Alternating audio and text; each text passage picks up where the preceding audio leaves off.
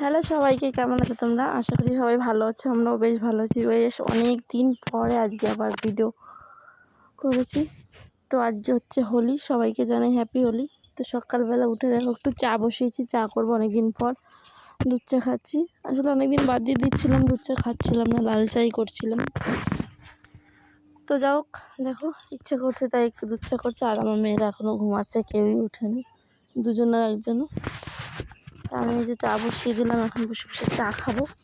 ওরা একটু পরেই উঠবে, আজকে যেহেতু পড়া নেই, ছুটি, এই জন্য আর ডাকলাম না। থাক, সকালবেলা মানে উঠতেই চায় না, জোর জবরদস্তি করে ডেকে ডেকে ওঠানো হয়। তো এই যে রোজকারের মতো চা ঢালতে গেলেই পড়েই যায়, কী আর করবো। তো দেখো আমি একটু টোস্ট নিয়ে চা দেখে বসে বসে আরাম করে খাচ্ছিলাম।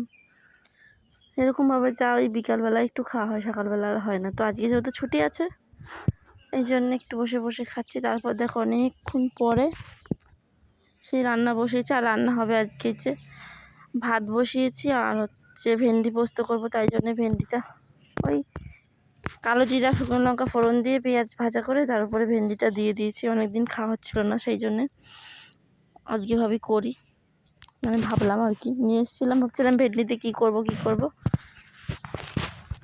তো এই ভেন্ডি পোস্ত আর করেছিলাম ডিমের ঝোল, আলু দিয়ে, আর কিছু রান্নাবান্না হয়নি। এই আমাদের রান্নাবান্না তো খেয়ে দিয়ে দেখো সবাই মিলে রং খেলতে বেরিয়েছিলাম, ওই আশেপাশে দুজনে মিলে। এই আমরা 4-5 জন, আর আমার 2 মেয়ে, 3-4টে বাচ্চা, কোথাও যাই না আমরা কাটাচ্ছি। তো সবাই কেমন হোলি কাটালে অবশ্যই কমেন্ট করে জানবেন। তো দেখো আমরা বেশ ভালোই মজা করেছি অল্প কয়েকদিনের মধ্যেও। তারপরে একটু ছবি টবি তুলেছিলাম। এই যে কেমন লাগছে জানি। টাটা।